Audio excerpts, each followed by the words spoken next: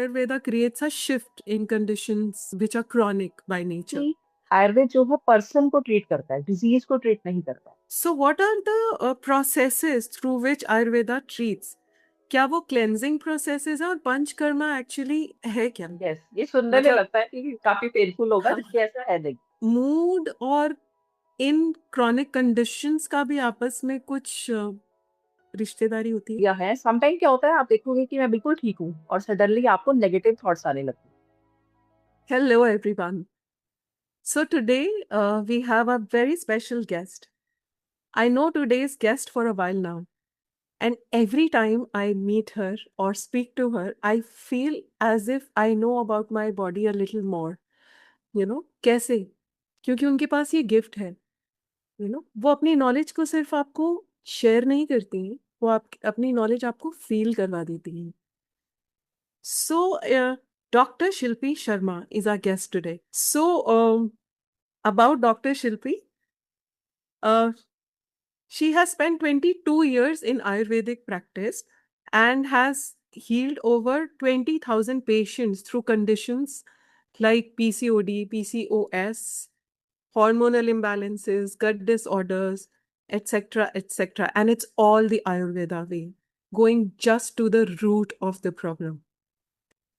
Dr. Shilpi runs Nidan Ayurveda in Ambala. She is an author, a speaker, a mental health coach, a Panchkarma specialist.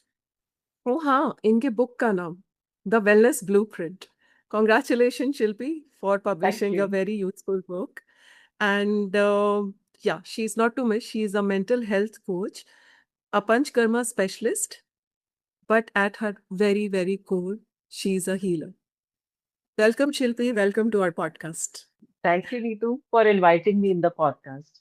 So let's start.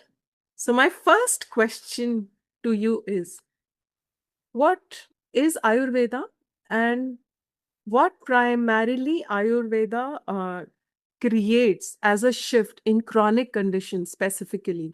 Because I see your introduction where we have हमने अपने दर्शकों को बताया कि आप chronic conditions से deal करने में help करती हैं patients की. So how Ayurveda creates a shift in conditions which are chronic by nature? अगर आप हमें थोड़ा सा हमारे दर्शकों को बताएंगी कि किस तरह से आयुर्वेदा से एक चेंज फील होता है। Actually Neetu, Ayurveda is a 5000 year old science. It's an ancient wisdom.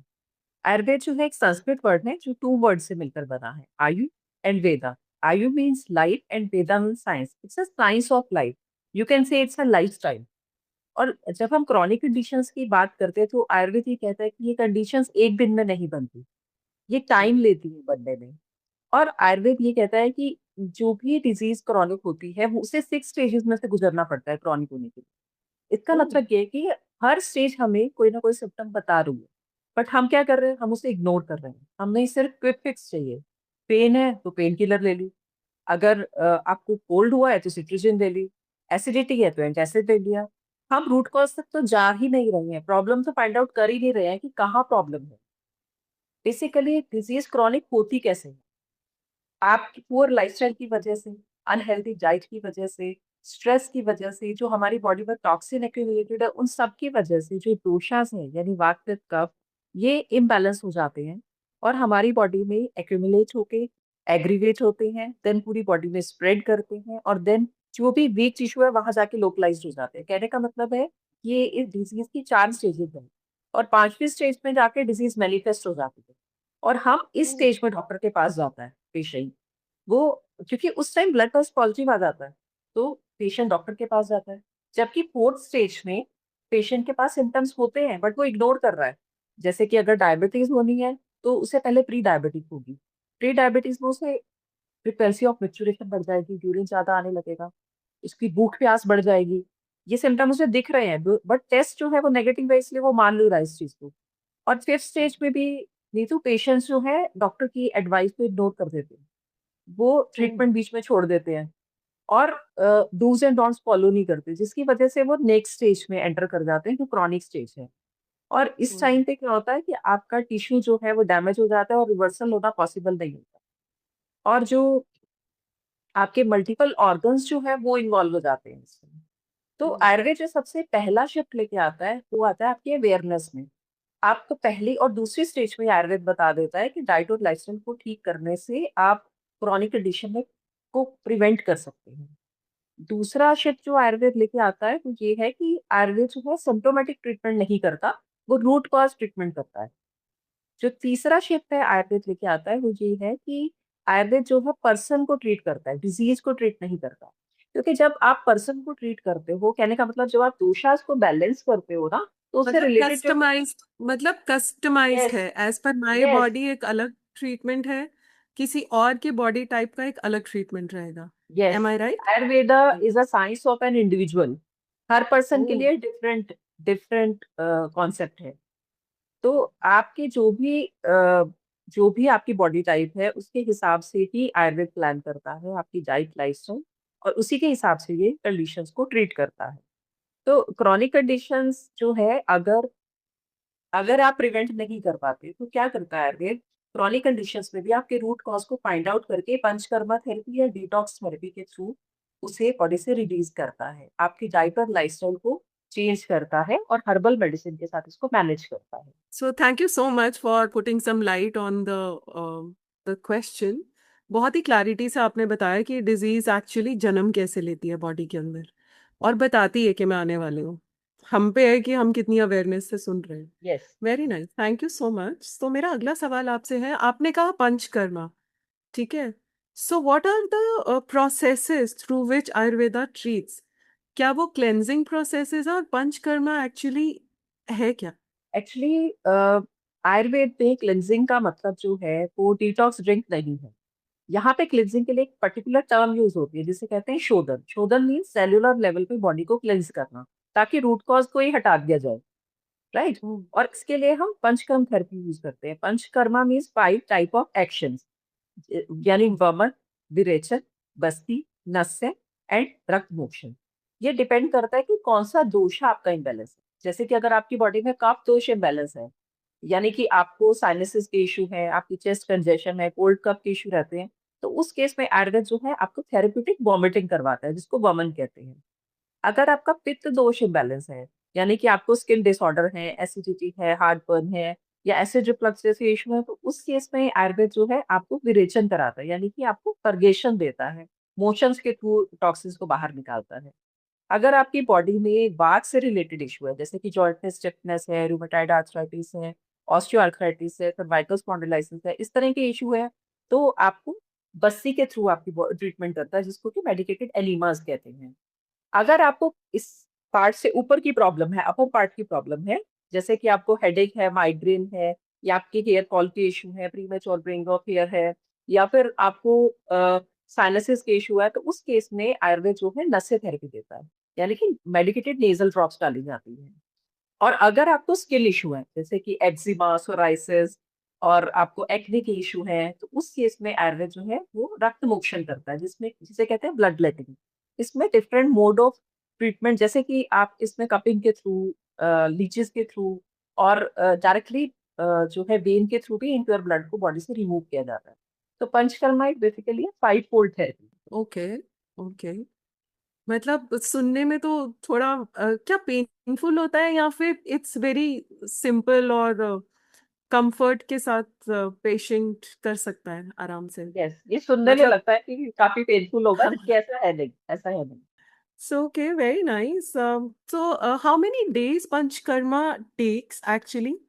And how frequently, for example, if I take Panchkarma, how frequently do I need to do it after I take it once? एक बार लेने के बाद कितनी जल्दी दोबारा करना पड़ता है, ये मेरा एक सवाल है।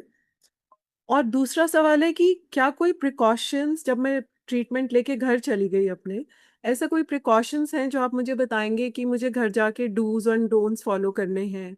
ऐसा भी कुछ यस होता है क्या, डॉक्टर श्रुति? Yes absolutely. आप परिश्रम कितनी बार कराना चाहिए, डिपेंड करता है कि आपकी बॉडी में कितने ज्यादा टॉक्सिन्स है और कितनी जल्दी बन रहे हैं।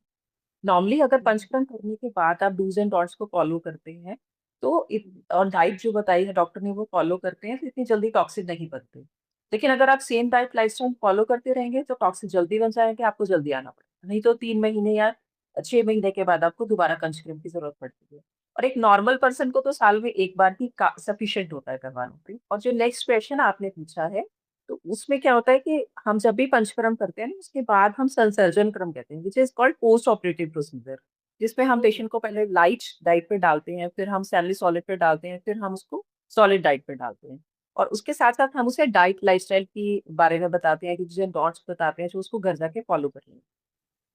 तो इससे क्या होता है कि पेशेंट आपको, नहीं तो मैं बता नहीं सकती, पंचकर्मा के इतने ज्यादा बेनिफिट्स है ना कि आपको बोटॉक्स और फेशियल कराने की जरूरत ही नहीं है। ना सिर्फ ये आपको सेल्यूलर लेवल पे डिटॉक्स करता है, ये आपके फेशियल ग्लो को बढ़ा देता है, आपके ओज को बढ़ा देता है।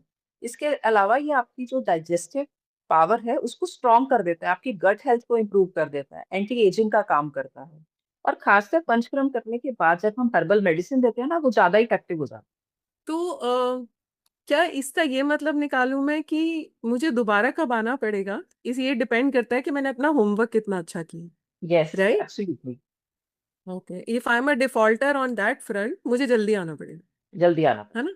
क्योंकि टॉक्सिन मतलब ज्यादा इट्स अ जल्दी बन गए हैं तो आपको जल्दी रिमूव कराने पड़ेंगे। So it's a correlation of the doctor and the patient, right? Yes, कि हम जितनी सिंक्रोनिसिटी से काम करेंगे उतनी ही अच्छा ट्रीटमेंट असर करेगा मेरी बॉडी पे। बिल्कुल बिल्कुल।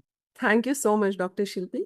और मेरा एक और बहुत इम्पॉर्टेंट सवाल था कि क्या गट और ब्रेन सिंक्रोनिसिटी क्या होती है, और क्या क्रॉनिक कंडीशंस की वजह से हमारे बिहेवियरल में भी चेंज आते हैं?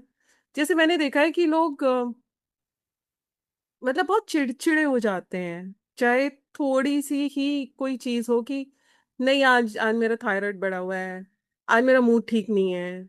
मतलब मूड और इन क्रॉनिक कंडीशंस का भी आपस में कुछ रिश्तेदारी होती है? Yes, absolutely. हमारी जो गट और ब्रेन है ना, ये आपस में कनेक्टेड है, क्योंकि हमारा जो गट है वो सेकंड ब्रेन है। हमारी गट में 100 मिलियन न्यूरॉन्स की सप्लाई रहती है, जो कि डायरेक्टली ब्रेन के साथ कम्युनिकेट करते हैं। और हमारा ब्रेन और गट दोनों जो है वेगस नर्व के साथ कनेक्टेड है। ठीक है, तो अगर हमारा माइंड रिलैक्स होगा तो हमारी डाइजेशन भी ईज होगी। अगर हमारी माइंड जो है वो क्योटिक होगा तो हमारी डाइजेशन भी उसी के हिसाब से होगी। और यहाँ तक कि हमारी बॉडी का जो 90% सेरोटोनिन है, जो कि फील गुड हार्मोन है, वो हमारी गट में बनता है। और हमारे गट में ट्रिलियंस ऑफ माइक्रोब्स, बैक्टीरिया और फंगस रहते हैं, जो कि आपस में मिलके माइक्रोबायोम बनाते हैं। और ये माइक्रोबायोम जो है वो आपकी क्रेविंग्स को, आपके मूड को और आपके बिहेवियर को इम्पैक्ट करता है, उसको कंट्रोल करता है। तो जब भी हमारे गट में बैड बैक्टीरिया ग्रो करते हैं ना, तो पता है क्या होता है नीतू, हमारे मूड स्विंग्स होने लग जाते हैं, हमें स्वीट क्रेविंग होने लग जाती है, हमें जंक फूड की क्रेविंग होने लग जाती है। और वो आप नहीं मांग रहे हो, वो आपके गट के बैक्टीरिया मांग रहे हैं ताकि वो और ज्यादा ग्रो कर सके। तो जो बैड बैक्टीरिया है, समटाइम क्या होता है, आप देखोगे कि मैं बिल्कुल ठीक हूँ और सडनली आपको नेगेटिव थॉट्स आने लगते हैं।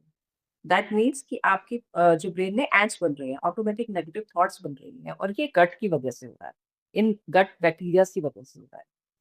राइट।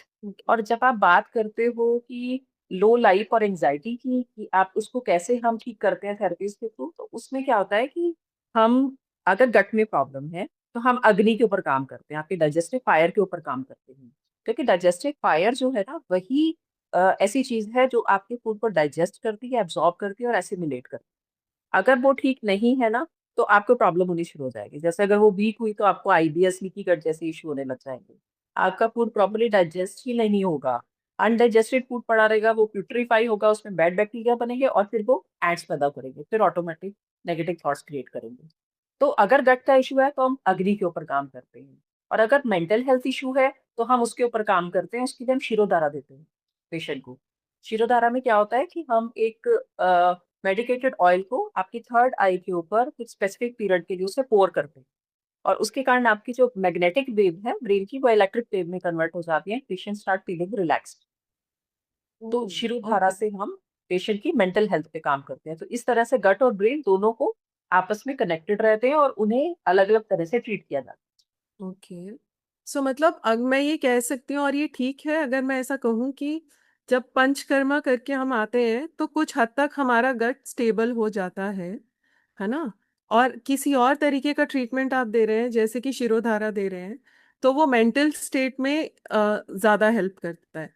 मतलब दोनों यस, में ही हेल्प करता है ना? दोनों में ही हेल्प करता है, और क्योंकि मेंटल हेल्थ की वजह से गट इशू होते हैं।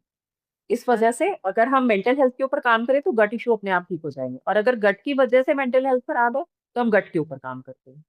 ओके, सो अब अगर हम इस डायरेक्शन में जा रहे हैं कि मेंटल हेल्थ तक बात और गट तक बात है, ये पूरा ट्रीटमेंट आप कर रहे हो, तो इस सारे ट्रीटमेंट के अंदर क्या आप योगा और मेडिटेशन प्रैक्टिसेस जैसी भी चीजें बताते हैं करने के यस, लिए? ऐसा, absolutely. In what direction and how do you do that?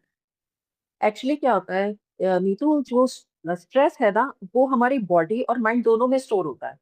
तो जब हम फिजिकल बॉडी की बात करते हैं ना, तो आप ये देखो कि अगर आपको एंगर इशू है तो आपको फैटी लिवर हो जाएगा। अगर आपने बहुत ज्यादा वर्कलोड लिया हुआ है ना अपनी बॉडी से, जो आप नहीं उठा पा रहे हैं, तो आपको सर्वाइकल स्पॉन्डिलाइसिस हो जाएगा। आप अगर यस मैन हो, आप कभी किसी को नो नहीं कहते, और बाउंड्रीज नहीं है आपकी हेल्थी, आप एक्सप्रेस नहीं कर पाते, तो आपको थायराइड इशू हो जाएंगे। अगर आपको फियर है तो किडनी स्टोन हो जाएंगे। तो ये देखा आपने किस तरह से इमोशंस को सप्रेस करने से हमारी बॉडी में डिजीज बनती है, जिसको हम साइकोसोमेटिक डिजीज कहते हैं। मैंने जैसे काफी पढ़ा है, मैंने काफी पढ़ा है इन चीजों के बारे में, लेकिन आप कितने अच्छे से उसको एक्सप्लेन करके बता रहे हो कि किस चीज से क्या होता है एक्चुअली, क्योंकि यस, आप ट्रीट करते हो उस चीज को दिन रात। सो बिल्कुल और आप एक हीलर भी हो, आप एक लाइफ कोच भी हो, तो शायद आने वाले पेशेंट को आप 3 डायमेंशनली देख पाते हो कि क्या बिल्कुल चीज कहाँ से आ रही है, कौन सी फिजिकल बॉडी से आ रही है, कौन सी थॉट से आ रही है, कौन सी उनके लाइफ पैटर्न से आ रही है, मे बी। एम आई बिल्कुल। राइट? हमें हमें बॉडी टाइप और माइंड टाइप दोनों देखना पड़ता है पेशेंट को, उसके हिसाब से ही हम पेशेंट को ट्रीट करते हैं। उसकी प्रकृति क्या है, उसका माइंड टाइप क्या है, वही हमें हेल्प करता है फाइंड आउट करने में, डायग्नोसिस बनाने में कि कौन सी ट्रीटमेंट उसे सूट करेगी। तो आप मेडिटेशन और ब्रेथ वर्क भी सजेस्ट करते हो? यस, ये डेफिनेटली, मेरा क्वेश्चन क्योंकि था। यस, क्योंकि फिजिकल हेल्थ जो है ना, फिजिकल हेल्थ को हम ट्रीट कर सकते हैं एक्सरसाइज से, योगा से, और हम आयुर्वेदिक मसाज से भी हम फिजिकल स्ट्रेस को रिलीज कर लेते हैं। लेकिन जो मेंटल स्ट्रेस है ना, उसको रिलीज करने के लिए आपको मेडिटेशन, ब्रेथ वर्क और आपको स्लीप की जरूरत है। कैन यू इमेजिन, हमारा ब्रेन ना डेली 60,000 थॉट सोचता है, और सारी जो है हमें नेसेसरी नहीं होती कि हमें रखनी है अपने पास। तो नेचुरली उसको रिलीज करने के लिए नेचर ने नींद बनाई है। अगर आप 8 घंटे की साउंड स्लीप ले रहे हैं ना, तो आपकी अननेसेसरी थॉट खुद ही रिलीज हो जाएगी। अदरवाइज आपको मेडिटेशन करने की जरूरत है, क्योंकि मेडिटेशन ना सिर्फ आपको प्रेजेंट मूवमेंट पे लेके आती है, वो आपके माइंड को क्लियर करती है। माइंड को क्लियर होने से आपको एंजाइटी, प्रोक्रेस्टिनेशन जैसे इशू नहीं होते। और ब्रेथ वर्क करने से आपकी 72,000 नाड़ीज, जो एनर्जी पाथवेज है, वो एक्टिवेट होते हैं, जिसकी वजह से आपकी प्राण एनर्जी इंक्रीज होती है। प्राणायाम इस प्राणों की स्ट्रेचिंग, प्राणों का आयाम। तो आपकी प्राण एनर्जी इंक्रीज होती है, आपकी इम्यूनिटी एनहांस होती है। तो अगर हम बात करें मेडिटेशन, प्राणायाम और साथ में मेडिटेशन, प्राणायाम और योग, ये तीनों ही जो है, ये आप कह सकते हो अष्टांग योग का पार्ट है। और ये हमारी फिजिकल, मेंटल और स्पिरिचुअल तीनों ग्रोथ में हेल्पफुल है। तो इसलिए मैं डेफिनेटली रिकमेंड करूंगी, और मैं करती भी हूँ अपने पेशेंट। ओके, मेरा मन तो नहीं कर रहा इस कॉन्वर्सेशन को एंड करने का, लेकिन एक आखिरी और बहुत ही प्यारा सवाल आपसे कि how your life journey has been as a doctor till now. मतलब आपकी लाइफ में कौन सा पॉइंट, कौन सा मैसेज, कौन सी ऐसी चीज थी जो आपको एक डॉक्टर और वो भी आयुर्वेदिक फील्ड में लेके आ गया? और एक $1 million question is that, I think वो मैं इसके बाद आपसे पूछूंगी, after you give some clarity over how your life journey guided you actually. नहीं तो एक्चुअली अगर मैं अपनी लाइफ जर्नी की बात करूँ ना, तो बचपन से ही मुझे डॉक्टर बनने का शौक था। और जब मैंने 12th के बाद पीएमटी दिए एंड देन सिलेक्शन नहीं हुआ, फिर मैंने नेक्स्ट ईयर ड्रॉप किया एंड दोबारा एग्जाम दिया, फिर भी सिलेक्शन नहीं हुआ। हमारे टाइम में क्या होता था, हम गिव अप नहीं करते थे जल्दी। आजकल बच्चे क्या है, एक दो बार फेलियर हुआ और यस, सुसाइड करने लग जाते हैं। लेकिन हम गिव अप नहीं करते थे। फेलियर होने उसके से बाद पहले, फेलियर होने से पहले, पहले। यस यस, हाँ, तो यस, इतने जल्दी एंजाइटी डिसहार्टेड हो की वजह जाते हैं। से। या, हम्म। Right, right. लेकिन हम लोग बार बार, हम गिव अप नहीं करते थे, बार बार कोशिश करते थे उस चीज के लिए। फिर मैंने आयुर्वेदिक कॉलेज में एडमिशन लिया, उसके बाद भी मैंने एग्जाम दिया, फिर भी नहीं हुआ। तो मुझे समझ आ गया कि मैंने आयुर्वेद को नहीं चुना, आयुर्वेद ने मुझे चुन लिया है। और उसके हाउ बाद ब्यूटिफुल। मेरी अवेकनिंग जो हुई ना वो मेरी प्रैक्टिस में हुई। जब मैंने आयुर्वेदिक प्रैक्टिस की और मैंने लोगों को ठीक होते हुए देखा, उनकी प्रॉब्लम को रिवर्स होते हुए देखा, तो मुझे समझ आया इट इज नॉट इम्पॉर्टेंट कि आप कौन सी पैथी में पेशेंट को ट्रीट कर रहे हो। इम्पॉर्टेंट इज कि पेशेंट ठीक हो रहा है और वो उसकी प्रॉब्लम रिवर्स हो रही है। ये मेरे लिए बहुत ज्यादा आई ओपनिंग चीज थी। और अपनी प्रैक्टिस में मैंने ये भी चीज देखी कि लोगों को ज्यादातर प्रॉब्लम ना माइंड की वजह से हो रही है। फिजिकल बॉडी में इतनी प्रॉब्लम नहीं है जितनी उनकी माइंड में प्रॉब्लम। तो मेरे इस जर्नी ने मुझे एक लाइफ कोच बना दिया। जब मैंने उनकी प्रॉब्लम्स देखी तो मैंने उनके माइंड और बॉडी दोनों को ट्रीट करना शुरू किया। और आयुर्वेद भी ऐसा ही कहता है कि आपको माइंड और बॉडी को सिंक में लाना पड़ता है, उसको अलाइनमेंट में लाना पड़ता है, तभी पेशेंट ठीक होता है। तो हम पेशेंट की मैं सबकॉन्शियसली प्रोग्रामिंग करती हूँ, उनके माइंड से उस डिजीज को निकालती हूँ, तब जाके उनकी प्रॉब्लम रिवर्स होती है। So, $1 million question, as I said. What message would you like to give to our audience? आप हमारे ऑडियंस से ऐसा क्या कहना चाहेंगी जो from you as a doctor आ रहा है, एज अ हीलर आ रहा है, एज अ लाइफ कोच आ रहा है, और मुझे उससे कुछ गाइडेंस मिले एज एन ऑडियंस? एक्चुअली आज के युग में जब आप ये सोचो 30 साल का पर्सन जो है उसको बीपी की मेडिसिन देनी पड़ रही है, जो 14-15 साल की बच्ची है उनको पीसीओएस हो रहा है, तो लाइफस्टाइल डिसऑर्डर कितने ज्यादा बढ़ रहे हैं। क्योंकि आप लाइफ को मैनेज कर रहे हो, लाइफ को जी नहीं रहे। तो सबसे इम्पोर्टेंट एसेट जो है ना वो आप खुद हो। इसलिए अपने ऊपर इन्वेस्ट करो, अपनी फिजिकल और मेंटल हेल्थ के ऊपर इन्वेस्ट करो, खुद से प्यार करो। सेल्फ लव का मतलब जो है वो खुद की बॉडी के लिए अवेयर होना भी है। यार की बॉडी आपको क्या बता रही है उसे सुनो। इसके अलावा आप अपनी Ayurvedic body type find out करो कि आपकी आयुर्वेदिक ब्लूप्रिंट क्या है, क्या प्रकृति है आपकी, ताकि आपके लिए डाइट और लाइफस्टाइल की चॉइसेस आसान हो जाए। आप कॉन्शियसली माइंडफुली अपना फूड लो, डाइट कॉन्शियसली लो। डाइट का मतलब सिर्फ ये नहीं है कि जो आप फूड ले रहे हो। मैं डाइट का मतलब है जो आप 5 सेंसेस से अपने अंदर इनपुट ले रहे हो। जो भी आप सुन रहे हो, जो भी आप देख रहे हो, ये कॉन्शियसली माइंडफुली करो। ठीक है। और साथ में आप टाइम टू टाइम अपने चैनल्स को प्यूरिफाई कराते रहो पंचकर्मा थेरेपी से, ताकि आपकी जो लाइफ फोर्स एनर्जी है उसको आप सेव कर सको और डिजीज को प्रिवेंट कर सको, और आप डिजीज फ्री और हेल्दी लाइफ जी सको। Thank you so much. मतलब ये तो आपने बहुत ही आसानी से समझा दिया कि एक प्रिवेंटिव लाइन ऑफ कॉन्शियसनेस चुन ली है rather than a treatment line of the disease, right? Yes. अगर हम वन लाइनर में कहें तो। सो आपने बहुत ही अच्छे से क्लैरिटी से समझाया, और मेरी तरफ से मैं अपने ऑडियंस को कहना चाहूँगी कि डॉक्टर शिल्पी की बुक द वेलनेस ब्लूप्रिंट को आप ज़रूर ट्राई करें, ताकि जो वो कहना चाह रही हैं उसी को उन्होंने उस बुक में एज अ मैसेज लिख दिया है। तो I think it's a message to everyone कि prevention is always better than cure. Yes, तो यही एब्सोल्युटली। डॉक्टर शिल्पी अपने मैसेज में भी कहना चाह रही है। And as a last liner I would want to thank you for being a part of our podcast, and आपके ज़रिए जो हमारे लाखों लोगों तक ये मैसेज पहुंचेगा, आयुर्वेद के लिए उनकी अवेयरनेस बनेगी, इसके लिए आपका बहुत बहुत शुक्रिया। Thank you. Pleasure is mine.